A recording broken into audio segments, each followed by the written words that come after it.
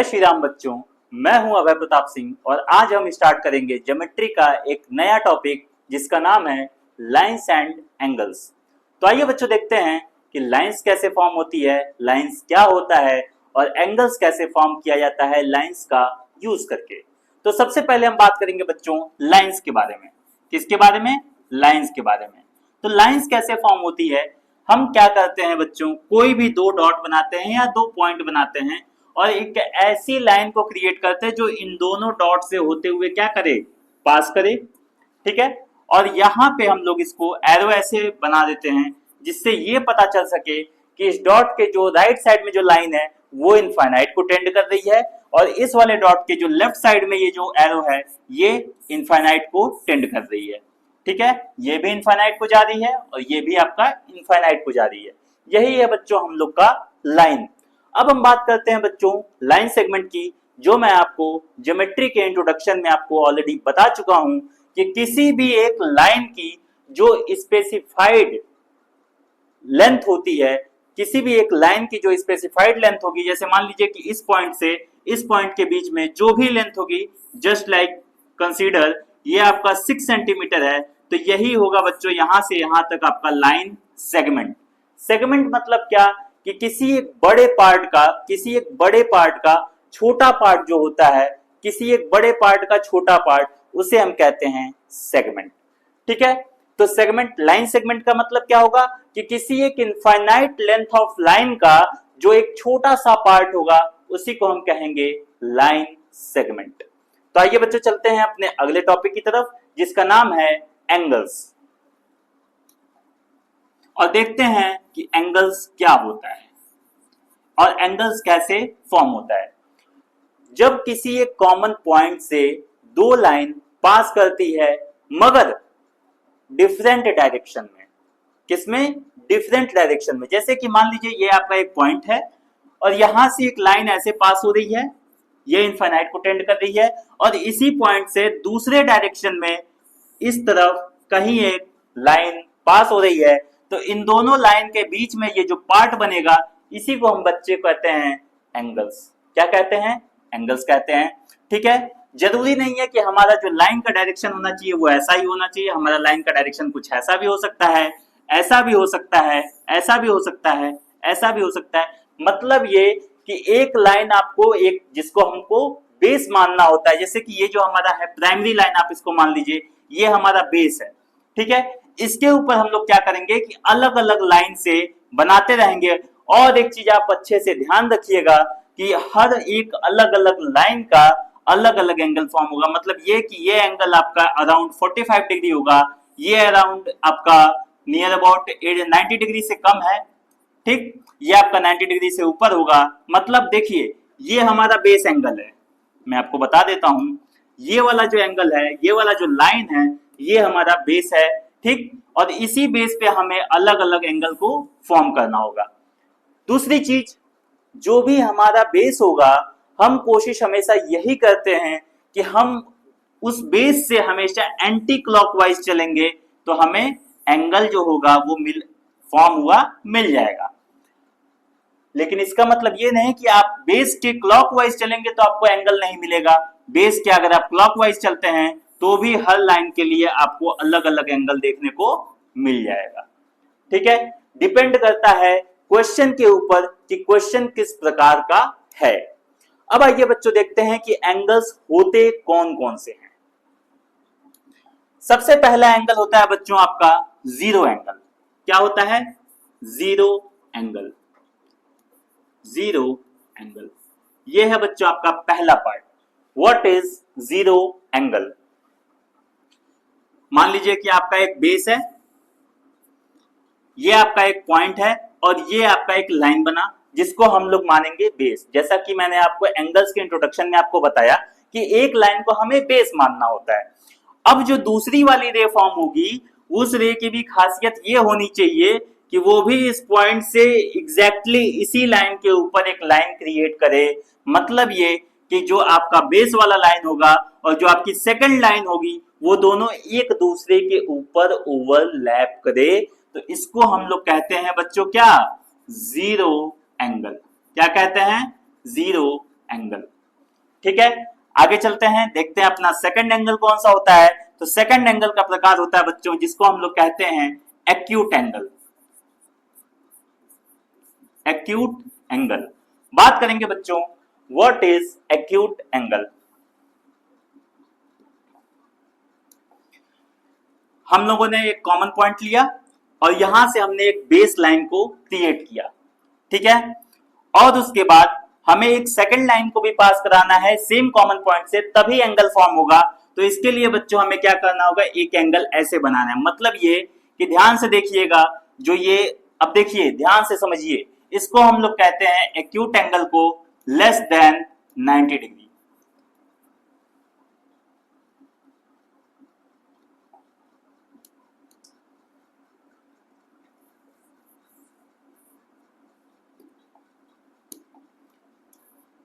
Less than 90 degree मतलब ये कि जो एक्यूट एंगल फॉर्म होता है बच्चों, वो 90 अंश के कोण से कम होता है। उसकी जो साइज होती है, एंगल की जो साइज होती है, वो 90 डिग्री से कम होनी चाहिए।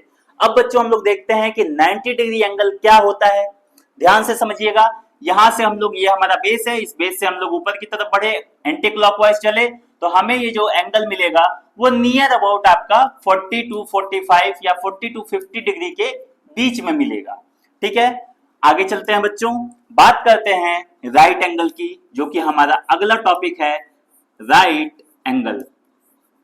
राइट एंगल, राइट एंगल किसे कहते हैं, एक ऐसा एंगल जो इक्वल टू 90 डिग्री के बराबर हो, इक्वल टू 90 डिग्री के बराबर हो। जैसा कि मान लीजिए आपने एक कॉमन पॉइंट लिया या एक आपने पॉइंट लिया, यहां से आपने एक बेस को क्रिएट किया, और इसकी एक खासियत क्या है राइट एंगल की, कि जब यहां से जो रे सेकंड रे बनेगा वो एग्जैक्टली जस्ट इसके ऊपर ऐसे परपेंडिकुलर होना चाहिए। क्या होना चाहिए, परपेंडिकुलर होना चाहिए। यहां पे जो एंगल फॉर्म होगा बच्चों, वो एग्जैक्टली इक्वल टू 90 डिग्री होगा। ध्यान से देखिएगा कि अगर इस लाइन के इधर कोई एंगल बना तो वो आपका एक्यूट एंगल माना जाएगा। अगर लाइन के लेफ्ट साइड में कोई एंगल बनता है तो देखते हैं बच्चों उस एंगल को हम लोग क्या कहते हैं।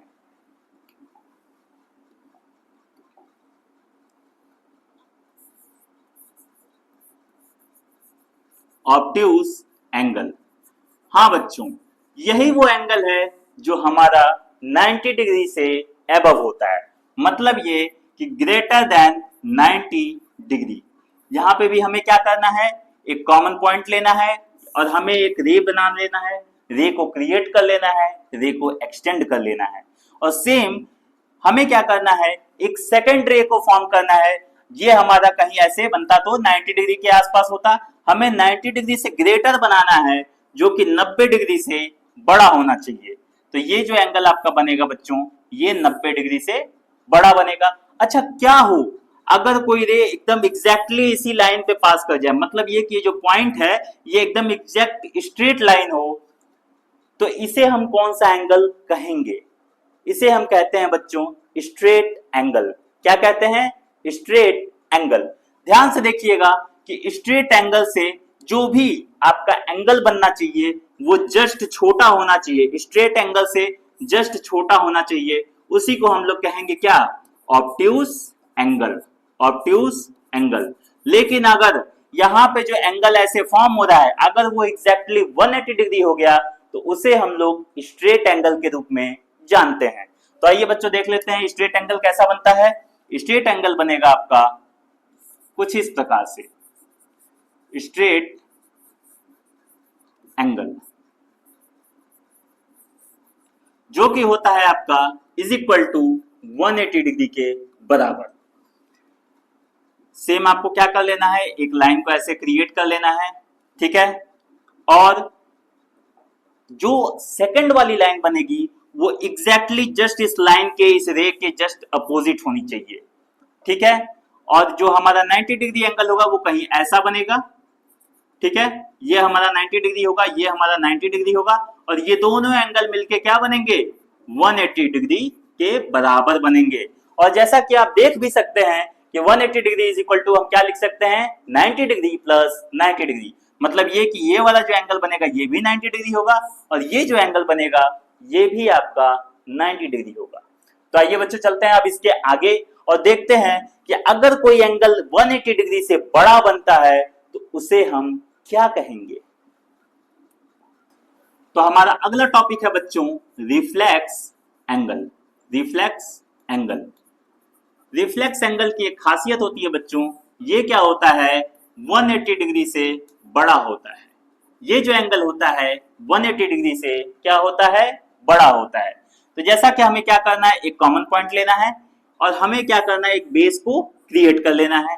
बेस को क्रिएट करने के बाद ध्यान से देखिएगा, हमें जो सेकंड लाइन को क्रिएट करना है वो सेकंड लाइन कैसे बनेगी, सेम कॉमन पॉइंट से जो दूसरी वाली लाइन होनी चाहिए वो 180 डिग्री कुछ यहाँ पे बनता, ऐसे स्ट्रेट लाइन बनता, तो ये आपका 180 डिग्री होता।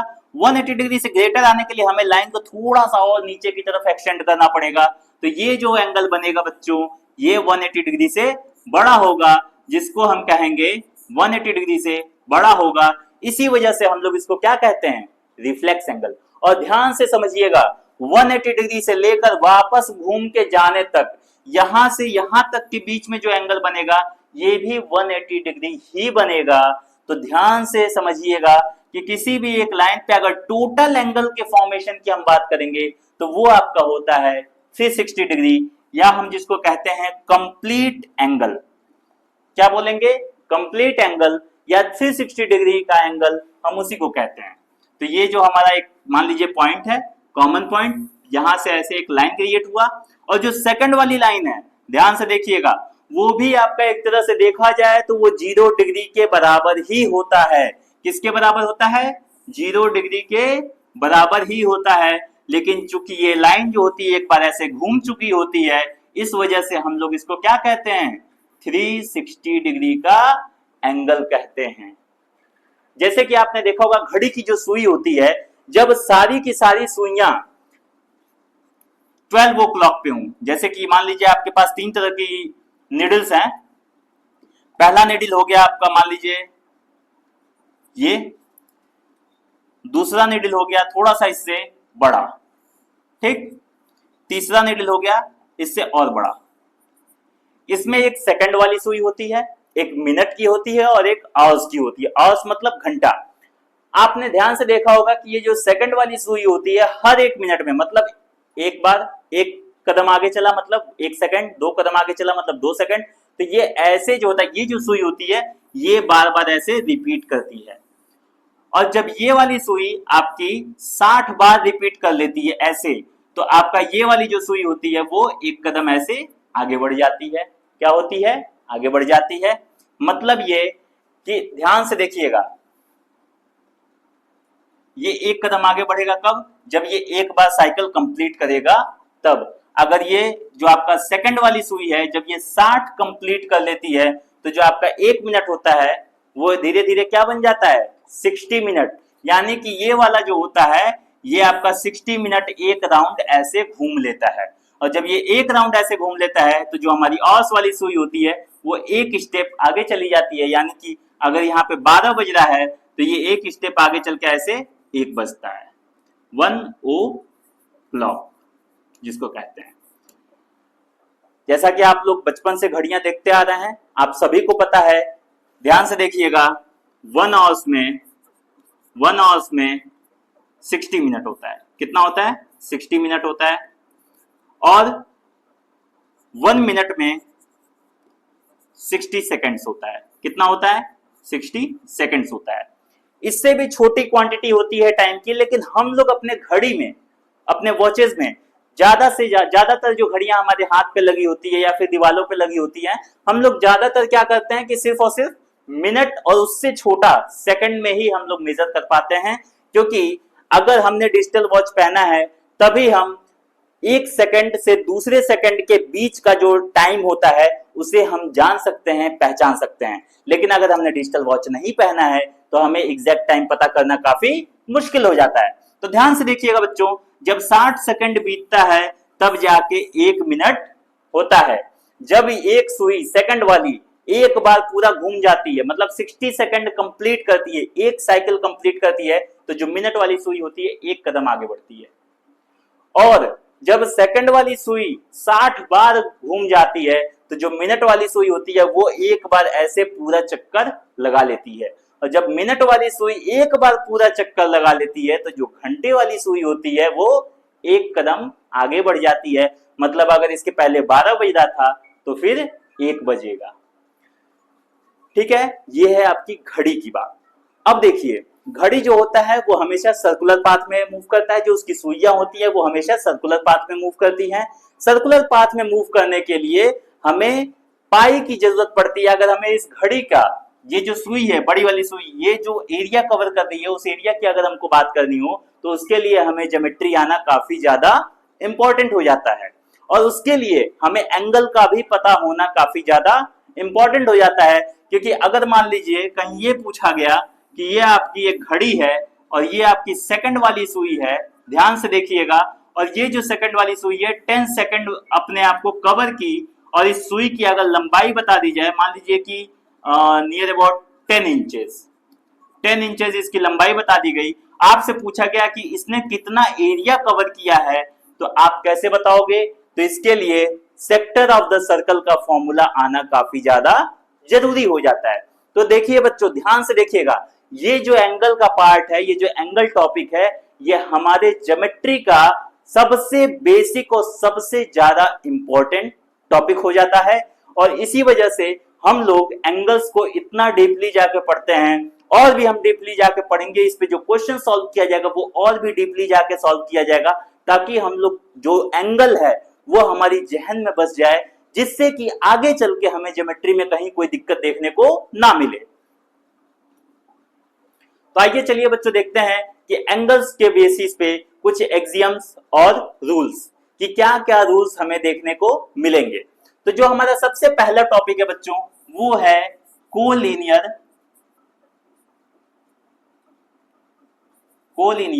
पॉइंट्स। अब हमें फिर से वापस आना पड़ेगा किस पे? लाइन पे। ध्यान से देखिएगा, कोलिनियर पॉइंट किसे कहते हैं? जब किसी एक लाइन पे 3 या 3 से ज्यादा पॉइंट आ जाता है, मतलब ये कि अगर ये हमारा पहला पॉइंट है, ये हमारा दूसरा पॉइंट है और ये हमारा तीसरा पॉइंट है। ध्यान से देखिएगा, जब किसी एक लाइन पे 3 या 3 से ज्यादा पॉइंट्स आते हैं तो उन्हीं पॉइंट्स को हम लोग क्या कहते हैं? कोलिनियर। ठीक है, ये तो समझना आसान था। अब चलिए इसका उल्टा चलते हैं। जैसे मान लीजिए कि आपके पास कोई 3 लाइन दिया गया, 3 पॉइंट्स दिया गया, सॉरी, आपके पास 3 पॉइंट्स दिया गया और पूछा गया कि ये पॉइंट्स जो दिए गए हैं ये कोलिनियर हैं कि नहीं। तो आपको क्या करना है, जो सबसे पास वाले 2 पॉइंट हैं इन दोनों को मिला के एक क्या बनाना है? लाइन बनाना है। आप ऐसे बनाते चले गए। अगर तीसरा वाला पॉइंट भी उसी लाइन के रास्ते में आ गया, एग्जैक्टली अगर ये जो लाइन फॉर्म हो रहा है आपने जो एक्सटेंड किया है, अगर जो तीसरा पॉइंट है वो भी इन दोनों पॉइंट्स के द्वारा बने हुए लाइन के बीच में आ जाता है, तो ये तीनों पॉइंट्स को हम लोग क्या कहते हैं? Collinear point. आपके पास 2 डेफिनेशन हो सकते हैं, यही दोनों आपके डेफिनेशन होंगे। पहला डेफिनेशन क्या होगा? When 3 or more than 3 points lie on the same line, these points are known as collinear point। ठीक है, चलिए अब हम आगे चलते हैं बच्चों अपने अगले टॉपिक की तरफ और देखते हैं कि वो क्या होने वाला है। तो बच्चों ये है हमारा अगला टॉपिक, जिसका नाम है कॉम्प्लीमेंट्री एंगल्स। ध्यान से देखिएगा, द सम ऑफ, इसके आगे एक वर्ड और आपको जोड़ना होगा, if the sum of two angles becomes if the sum of 2 angles becomes 90 degree, these angles will be known as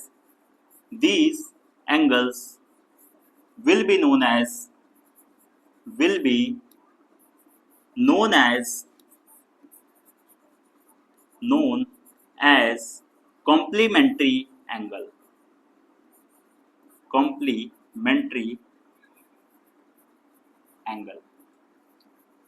यह है बच्चों हमारा कॉम्प्लीमेंट्री एंगल का डेफिनेशन। ध्यान से देखिएगा और समझिएगा।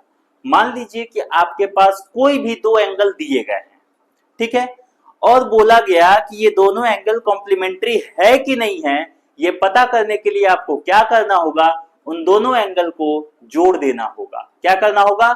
जोड़ देना होगा। और अगर जोड़ने के बाद, उन दोनों एंगल्स को जोड़ने के बाद अगर आपका जो वैल्यू है, फाइनल वैल्यू, वो आपका 90 डिग्री आ जाता है, तो वो दोनों एंगल्स एक दूसरे के क्या होंगे? कॉम्प्लीमेंट्री होंगे। चलिए इसको दूसरे भाषा में समझते हैं, दूसरे तरीके से। इसका दूसरा डेफिनेशन, अगर कहा गया कि कोई दो एंगल दिए गए हैं जो कॉम्प्लीमेंट्री हैं और किसी एक एंगल की वैल्यू बता दी गई, तो दूसरे एंगल को फाइंड आउट करने के लिए आपको क्या करना होगा? 90 डिग्री से फर्स्ट एंगल को जब आप सब्सट्रैक्ट कर देंगे तो आपको सेकंड एंगल देखने को मिल जाएगा। ठीक है बच्चों, आइए ध्यान से देखते हैं इसका एक एग्जाम्पल ध्यान से देखिएगा। फर्स्ट एग्जाम्पल ये दिया गया कि अगर आपके पास एक एंगल है 37 डिग्री और दूसरा एंगल है 53 डिग्री और पूछा गया कि ये कॉम्प्लीमेंट्री एंगल्स हैं कि नहीं है, तो इन दोनों को आपको क्या करना होगा? सम कर देना होगा। सम करते हैं बच्चों, देखते हैं क्या आता है।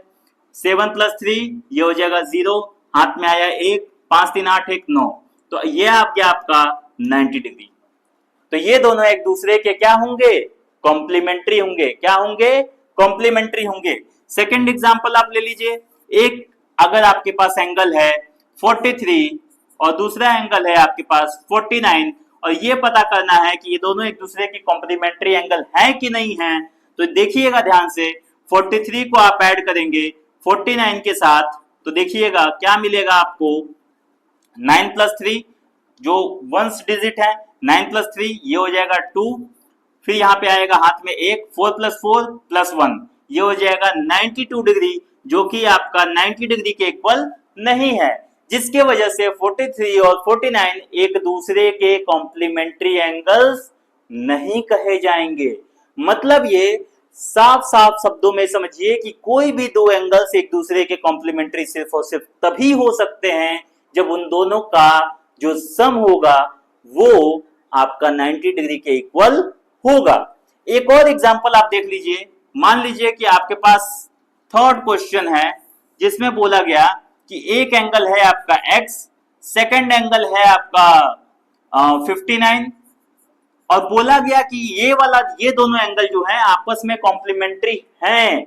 तो ध्यान से देखिएगा इसका कंडीशन क्या होगा कि x + 59 डिग्री जो होना चाहिए वो आपका 90 डिग्री के इक्वल होना चाहिए, तभी कॉम्प्लीमेंट्री एंगल्स होंगे एक दूसरे के, अदरवाइज नहीं होंगे। तो देखिएगा x की वैल्यू हम लोग कैसे निकालेंगे।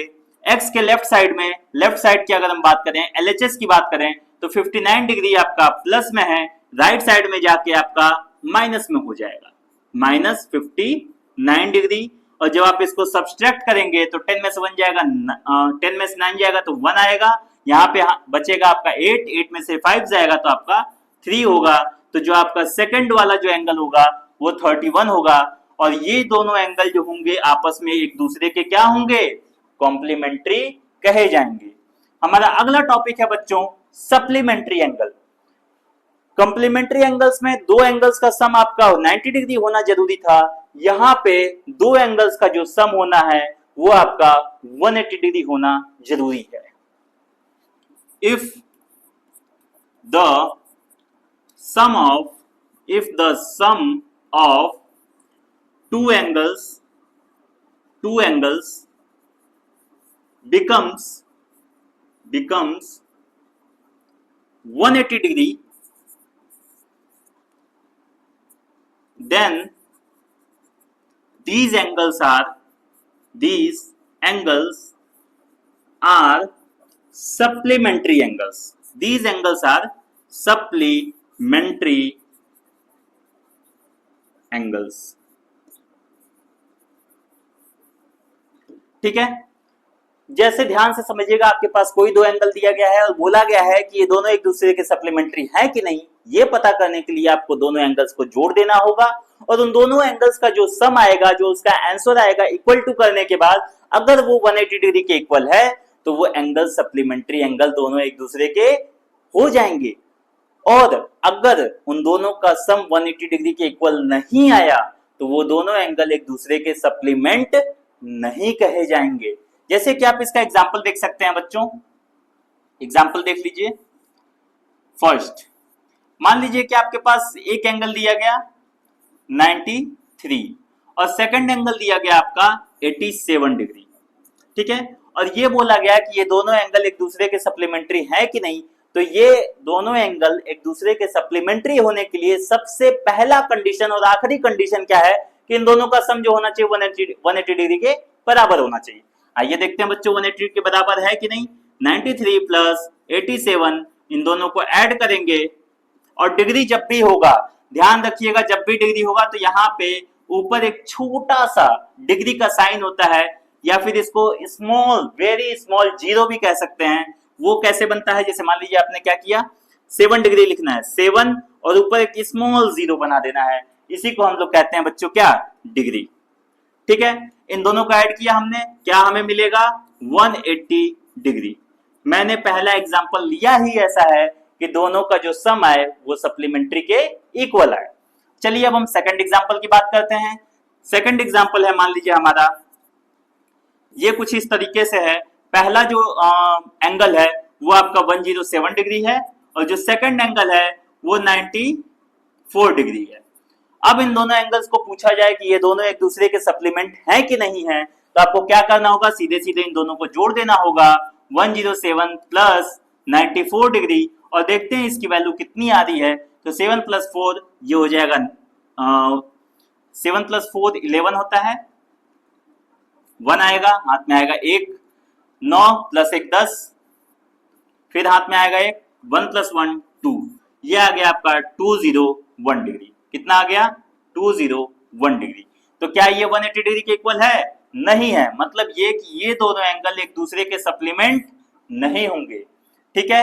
ये आपका सप्लीमेंट्री एंगल नहीं है, ये आपका सप्लीमेंट्री एंगल है। थर्ड एग्जांपल की अगर हम बात करें कि क्वेश्चन कुछ इस तरीके से आ जाए, क्वेश्चन कुछ इस तरीके से आ जाए कि मान लीजिए एग्जांपल नंबर थर्ड की हम बात करते हैं और बोल दिया जाए कि कोई भी दो एंगल दिया गया है जिसमें एक की वैल्यू हमें पता है। ध्यान से देखिएगा, एक की वैल्यू मान लीजिए हमारे पास 72 डिग्री दे रखी है और सेकंड की वैल्यू जो है हमें पता करनी है, और बोला गया कि ये दोनों एक दूसरे के क्या हैं, सप्लीमेंट्री एंगल हैं। तो सप्लीमेंट्री एंगल होने के लिए कंडीशन क्या होता है कि इन दोनों का जो सम होना चाहिए, इन दोनों का जो सम होना चाहिए वो 180 डिग्री के इक्वल होना चाहिए। अब 72 जो है एलएचएस में आपका पॉजिटिव में है, तो राइट में जाके क्या होगा, आरएचएस में क्या हो जाएगा, निगेटिव में हो जाएगा। तो ये हो जाएगा x is equal to 180 degree minus 72 degree, ये समथिंग अराउंड आएगा 108 डिग्री के, ठीक है। और फिर जो है ये जो आंसर आया है और जो पहला एंगल है, ये दोनों एक दूसरे के क्या बन जाएंगे, सप्लीमेंट्री एंगल्स। बात करते हैं बच्चों, आगे चलते हैं। हमारा अगला टॉपिक है एडजेसेंट एंगल। एडजेसेंट एंगल क्या होता है, एडजेसेंट एंगल का मतलब होता है अगल बगल के एंगल्स। क्या होगा, अगल बगल के एंगल्स। ध्यान से देखिएगा, मान लीजिए ये आपका एक कॉमन पॉइंट है, ठीक, इस पे आपने एक बेस बनाया, यहां से एक रे ऐसे पास हुई, ठीक है, तो आपको एक एंगल देखने को मिला, ठीक है। और एक ही पॉइंट को, एक ही बेस को अगर हमने दूसरा एंगल भी फॉर्म कर लिया, मतलब ये कि इसी बेस का यूज करके अगर हमने दूसरा एंगल भी फॉर्म कर लिया, तो ये वाला जो एंगल होगा वो जस्ट अगल बगल का हो गया। आप ध्यान से देख सकते हैं ये वाला जो एंगल है वो इस वाले एंगल के क्या है, अगल बगल है। तो ऐसे सिचुएशन में बच्चों हम लोग इन दोनों एंगल्स को क्या कहेंगे, एडजेसेंट एंगल्स कहेंगे। क्या कहेंगे, एडजेसेंट एंगल्स। मतलब ये आप इसको लिख सकते हैं हिंदी में भी अगल बगल, अगल बगल, या फिर इंग्लिश में भी आप इसको लिख सकते हैं angle beside angle, angle beside angle, ठीक है। जस्ट बगल वाले एंगल को हम लोग क्या कहेंगे, एडजेसेंट एंगल, ठीक है। चलिए अब अगला टॉपिक देखते हैं। हमारा अगला टॉपिक क्या है, ये है बच्चों हमारा वर्टिकली अपोजिट एंगल्स, ठीक है। ध्यान से समझिएगा वर्टिकली अपोजिट एंगल्स क्या होता है। जब कोई भी दो लाइन से एक दूसरे को इंटरसेक्ट करती हैं, क्या करती हैं, इंटरसेक्ट करती हैं। ध्यान से देखिएगा, फर्स्ट लाइन आपकी ये हुई, सेकंड लाइन आपकी ये हुई। ध्यान से देखिएगा। तो अभी जस्ट मैंने आपको पिछले वाले टॉपिक में बताया था कि जो अगल बगल के एंगल होते हैं उनको एडजेसेंट एंगल कहते हैं। जैसे मान लीजिए कि ये वाला एंगल है, ये एंगल है, ये एंगल है और ये एंगल है। ये आपका एंगल 1 है, ये आपका एंगल 2 है, ये एंगल 3 है, एंगल 4 है। मैं एक ही फिगर में आपको दोनों टॉपिक पढ़ाऊंगा, एडजेसेंट एंगल और वर्टिकली अपोजिट एंगल। ठीक है, हम इसको थोड़ा सा साइड में कर लेते हैं इस फिगर को, ध्यान से देखिएगा। सबसे पहले बच्चों हम बात करेंगे एडजेसेंट एंगल की। किसकी? एडजेसेंट एंगल की, एडजेसेंट एंगल्स की। कौन कौन से एंगल्स बच्चों एडजेसेंट हैं?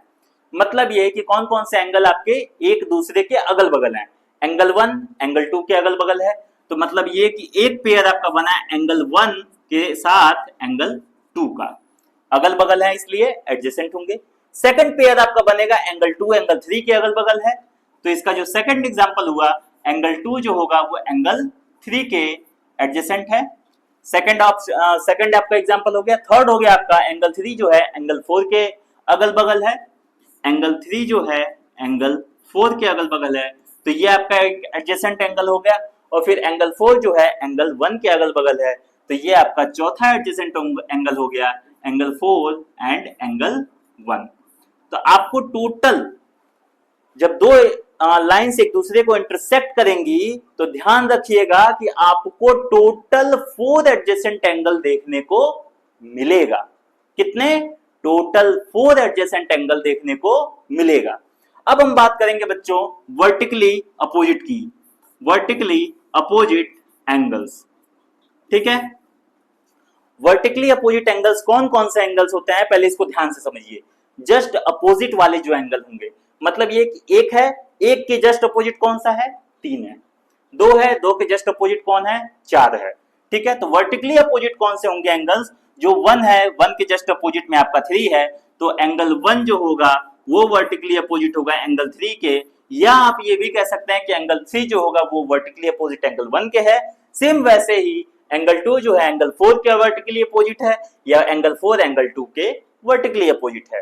तो सेकंड आपका एग्जांपल हो जाएगा एंगल 4 कॉमा एंगल 2, ये दोनों एक दूसरे के वर्टिकली अपोजिट हैं।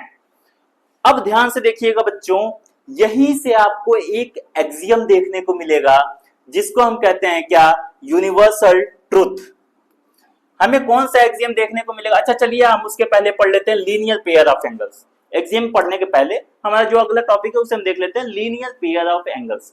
लीनियर पेयर ऑफ एंगल्स किसे कहते हैं? जब हम किसी भी दो एंगल्स को एक दूसरे पे ओवरलैप करते हैं। मतलब ध्यान से समझिएगा कि अगर हमारा एक ये एंगल है, दूसरा एंगल हमारा कुछ ऐसे है, ठीक है, दोनों एंगल को क्या किया हमने? एडजेसेंट एंगल बनाया किसी ऐसे तरीके से कि एक एंगल, मान लीजिए एक ये बेस है और एक ये बेस है, इन दोनों को कॉमन बना दिया। और इन दोनों को कॉमन बनाने के बाद क्या हुआ कि एक स्ट्रेट लाइन फॉर्म हो गई। मतलब ये कि ये वाली लाइन जो है वो इस वाली लाइन से स्ट्रेट लाइन बना ली। क्या बना ली? ऐसे बना ली, ऐसे। और ये वाला एंगल कुछ ऐसे है। इस वाले पार्ट को, इस वाले लाइन को जब हमने इसके ऊपर प्लेस किया तो कुछ इस तरीके का एंगल हमें देखने को मिला। और ये जो टोटल एंगल फॉर्मेशन हुआ ये 180 डिग्री हुआ। कितना हुआ? 180 डिग्री का। तो ऐसे दोनों एंगल्स को हम लीनियर पेयर ऑफ एंगल्स कहेंगे। लीनियर पेयर क्यों कहते हैं? लीनियर, लीनियर बनाया बच्चों आपका लाइन से, और लाइन मतलब क्या? जिसपे 180 डिग्री का एंगल फॉर्म होता है। किसी भी एक स्ट्रेट लाइन पे जो एंगल फॉर्म होता है वो 180 डिग्री का होता है। ध्यान से समझिएगा, इसी वजह से हम इन दोनों एंगल्स को लीनियर पेयर हम कहेंगे। क्या कहेंगे? Linear pair. ये दो एंगल्स ऐसे पेयर हैं जिनका सम जो है वो 180 डिग्री होगा, और इन्हीं एंगल्स को हम सप्लीमेंट्री एंगल्स भी कहते हैं। तो आइए बच्चों बात करते हैं एक एक्सियम की जो वर्टिकली अपोजिट एंगल्स पे आधारित है। क्या है? आधारित है। ठीक है, बात करेंगे बच्चों एक्सियम, ध्यान से समझिएगा। एक्सियम क्या कहता है? The vertically opposite angles are equal when two lines intersect each other इसका स्टेटमेंट देखिएगा, when two lines intersect each other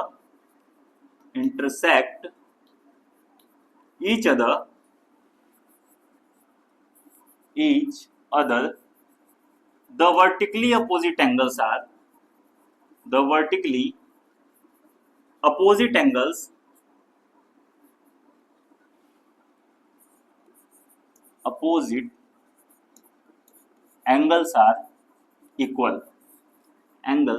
are equal.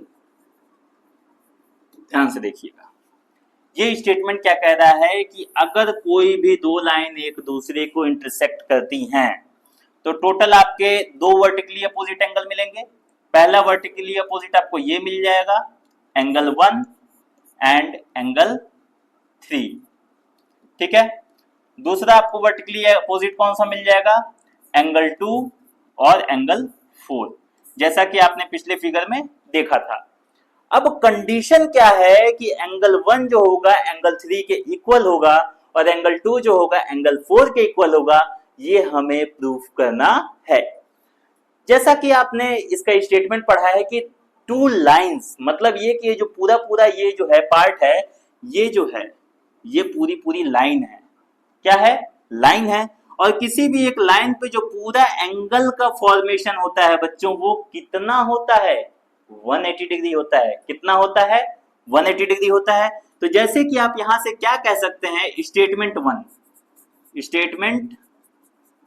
1 आपका क्या बनेगा, angle 1 plus angle 2 is equal to 180 degree, ठीक है। और ये मान लीजिए आपका लाइन 1 है और ये आपका लाइन 2 है। स्टेटमेंट 1 आपका क्या है, angle 1 plus angle 2 is equal to 180 degree for statement 1, for किसके लिए, L1 के लिए, ठीक है। अब हम बात करेंगे बच्चों स्टेटमेंट 2 की। स्टेटमेंट 2 की, और ये किसके लिए होगा बच्चों, लाइन L2 के लिए। किसके लिए, लाइन L2, ये वाली जो लाइन है, ये वाली लाइन जो बच्चों बनी है एंगल 2 प्लस एंगल 3 से मिलके बनी है, और ये भी एक दूसरे के क्या होगा, इक्वल होगा। ध्यान से देखिएगा, angle 2 plus angle 3 is equal to 180 degree. आपको सीधे सीधे क्या करना है, मान लीजिए कि यही आपका इक्वेशन 1 है और यही आपका इक्वेशन 2 है। आपके दो इक्वेशन फॉर्म हुए, आपको क्या करना होगा, इक्वेशन 1 में से माइनस करेंगे इक्वेशन 2 को। इक्वेशन 1 में से इक्वेशन 2 को माइनस करेंगे तो इक्वेशन 1 क्या कहता है, angle 1 plus angle 2 is equal to 180 degree, और सेकंड इक्वेशन क्या कहता है, angle 2 plus angle 3 is equal to 180 degree. ध्यान से देखिएगा बच्चों, यहाँ पे एंगल 1 है और ये एंगल 2 से एंगल 2 क्या होगा, माइनस हो जाएगा, यहाँ पे भी माइनस का साइन आ जाएगा, यहाँ पे भी माइनस होगा, ये कैंसिल आउट हो जाएगा। ऊपर क्या बचेगा, angle 1 minus angle 3 is equal to 180 degree. Sorry, 180 से 180 कैंसिल हो गया है, तो यहाँ पे आपका क्या बचेगा,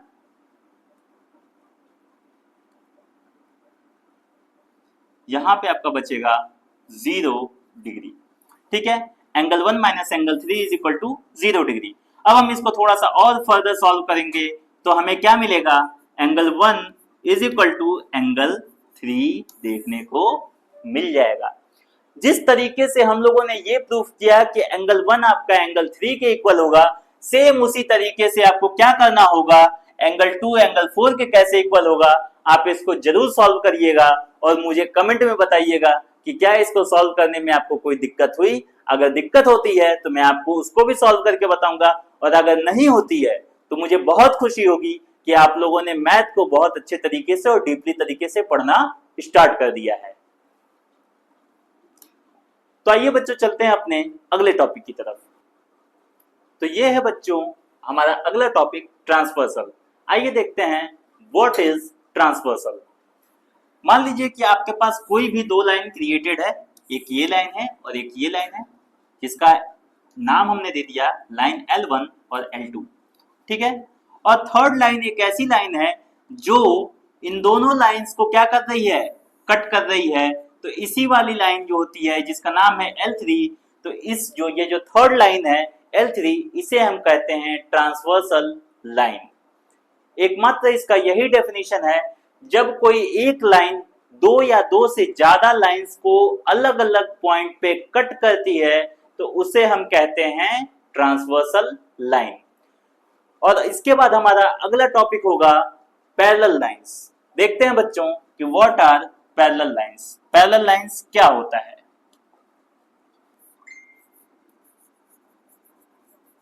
parallel lines, what is parallel lines?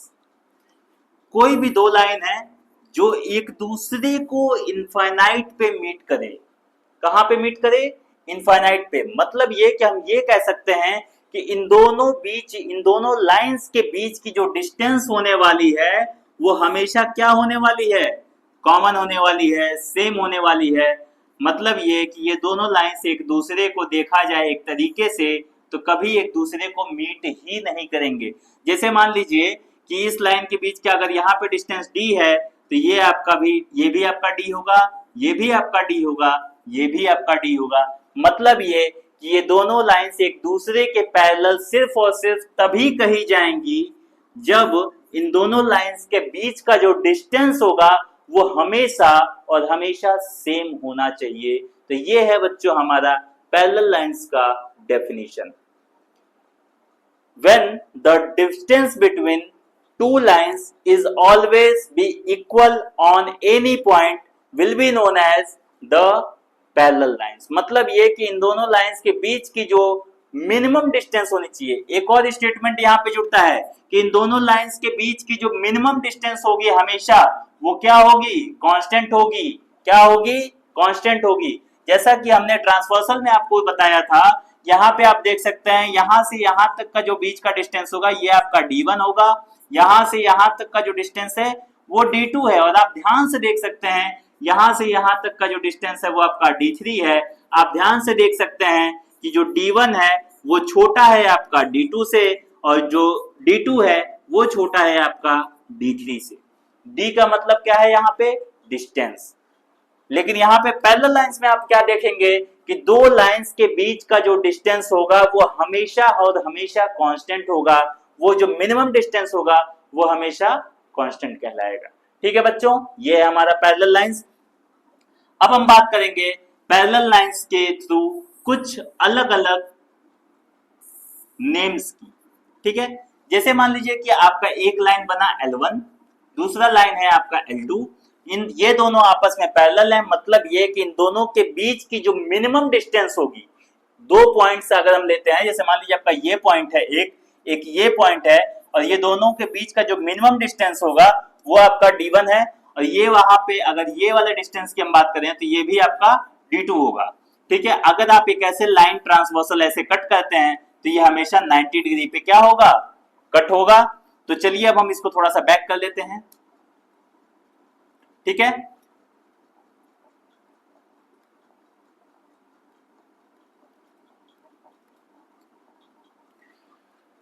ये है बच्चों हमारी दो लाइंस और एक ट्रांसवर्सल ने क्या किया? इसको कट किया। क्या किया? कट किया। अब देखिएगा यहाँ पे अलग अलग तरह के एंगल्स फॉर्म होंगे। हमने क्या करना है कि उन एंगल्स को नेम कर देना है, नेमिंग कर देना है। ये मान लीजिए है आपका एंगल 1, ये है आपका एंगल 2, ये है आपका एंगल 3, ये है आपका एंगल 4।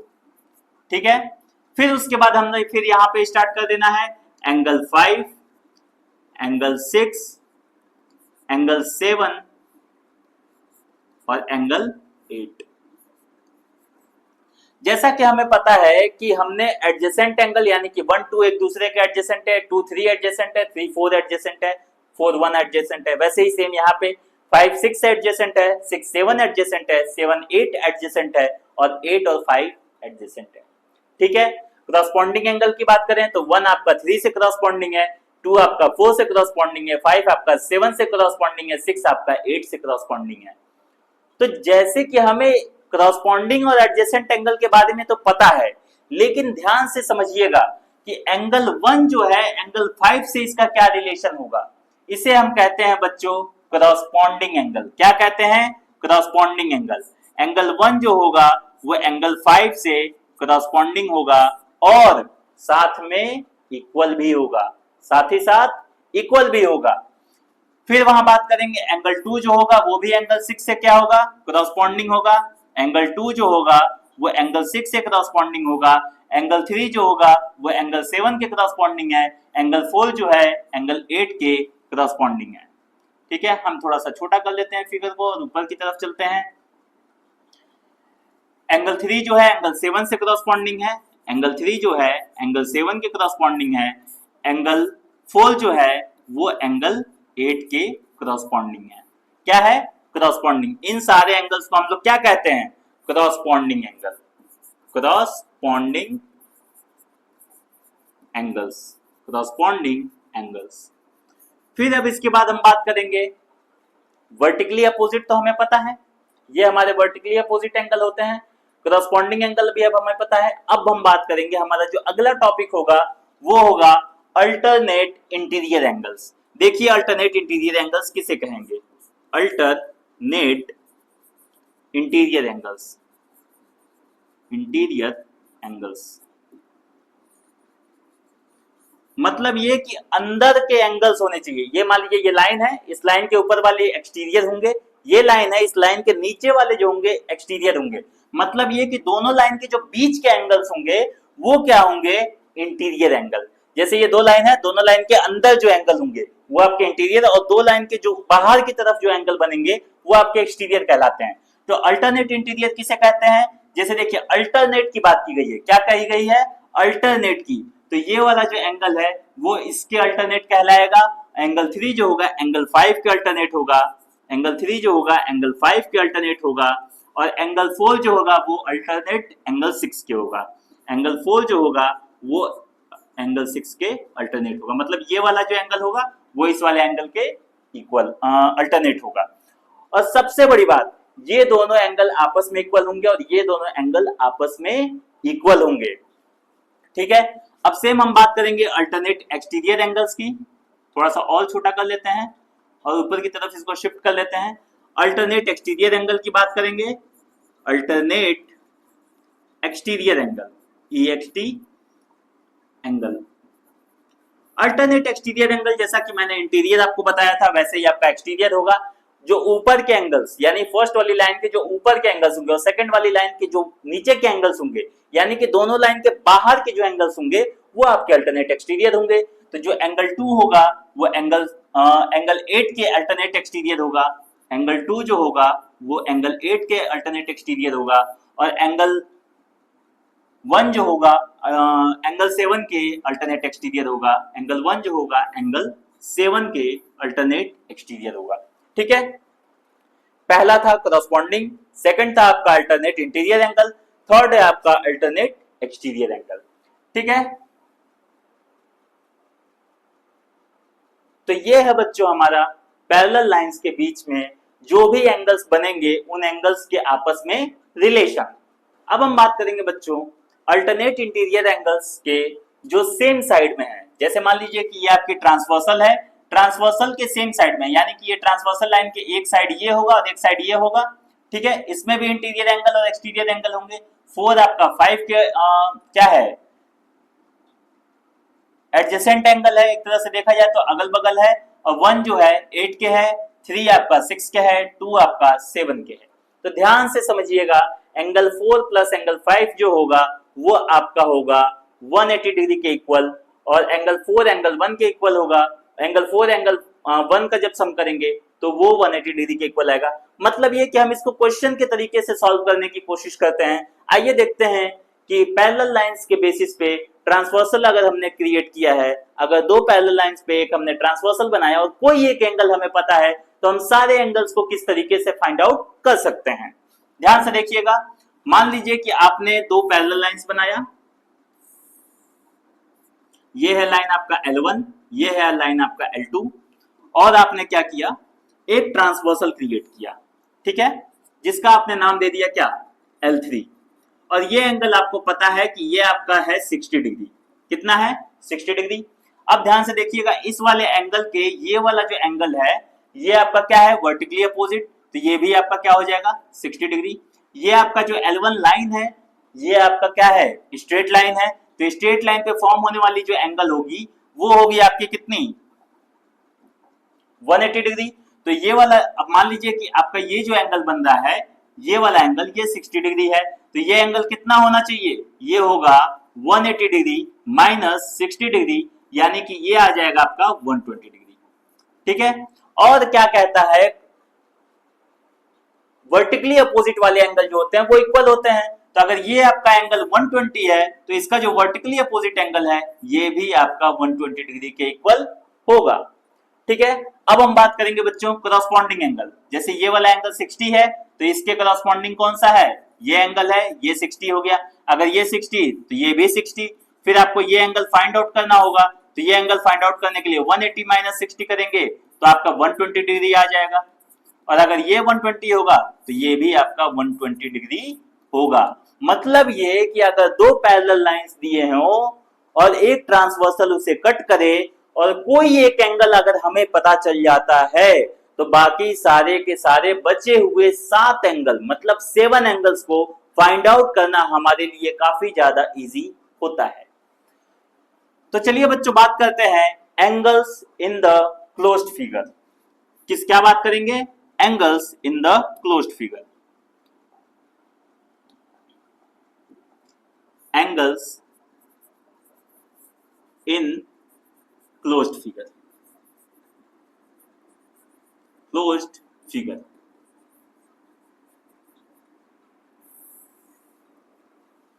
अब क्लोज्ड फिगर आपका कैसा होना चाहिए या कैसा हो सकता है, आपका पहला एग्जांपल हो सकता है ट्रायंगल,